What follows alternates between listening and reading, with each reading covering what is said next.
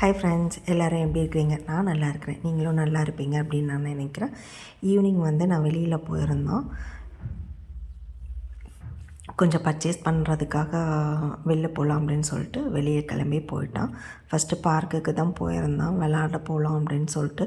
போகிற இடத்துல அப்படியே எனக்கு பப்பாளி சாப்பிட்ணும் போல் இருந்துச்சு அப்படின்ட்டு ஒரு பப்பாளி கடையை பார்த்தேன்.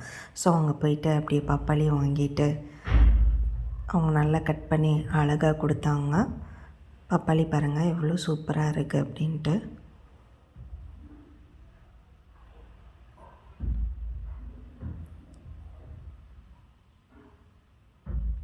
₹20 தான் இது.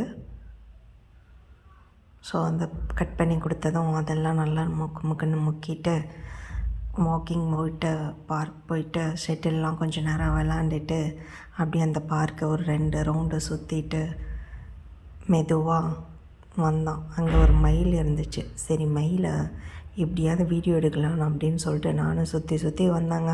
மயில் கண்ணே படல. அதுக்கப்புறம் ஒரு இடத்துல மேலே உட்காந்துருந்தது. அதை பார்த்தோன்னு எனக்கு ரொம்ப ஹாப்பியாக இருந்துச்சு. என்னமோ முருகனே நமக்கு அருள் கொடுத்த மாதிரி இருந்துச்சு. நான் ரொம்ப டைம் இந்த பார்க்குக்கு வருவான். அப்போல்லாம் மயில் எப்போவாது கண்படும். நேற்று எனக்கு பார்த்ததில் ரொம்ப ஹாப்பி. மனசுக்கு கொஞ்சம் கஷ்டமாக இருந்தாலும் இந்த மயிலை பார்த்ததும் பயங்கர ஹாப்பியாக இருந்துச்சு. முருகன் நம்மக்கிட்ட ஏதோ சொல்ல வர்றாரு அப்படின்ட்டு தான் நான் நினச்சேன். அதை மாதிரி அது பார்த்ததும் டபுள் ஹாப்பி ஆயிடுச்சு.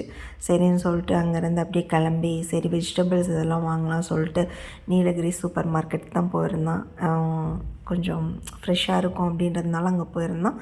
கீரைலாம் பார்த்தா கொஞ்சம் ஃப்ரெஷ்ஷாக தான் இருந்துச்சு. பட் ஆனால் நான் கீரை வாங்கலை. அப்படியே ஒரு வாட்டர்மெலன் ஜூஸையும் சாப்பிட்டுட்டு மார்க்கெட்டுக்குள்ளே போயிட்டு என்னெல்லாம் இருக்குது அப்படின்ட்டு நியூவாக ஏதாவது ப்ராடக்ட் இருக்கா அப்படின்னு சொல்லிட்டு பார்க்கலாம் அப்படின்ட்டு 1 by 1 அப்படியே செக் பண்ணிவிட்டு அப்படியே வந்தோம். உள்ளே போயிட்டு பாருங்கள் வெஜிடபிள்ஸ் எல்லாம் இருந்துச்சு. ஸோ லாஸ்ட்டாக நான் பில் போடுற இடத்துல இந்த மாதிரி ஒரு சீரக மிட்டாயை பேக் பண்ணி வச்சுருந்தாங்க. என்னடா இது அப்படின்னு சொல்லிட்டு பார்த்தேன். நைஸ் பிரேக்கர்ஸ் அப்படின்னு போட்டிருந்தாங்க. ஏதோ நானும் டப்பா உருட்டி பார்த்தா விலை ₹200 போட்டிருந்தான்.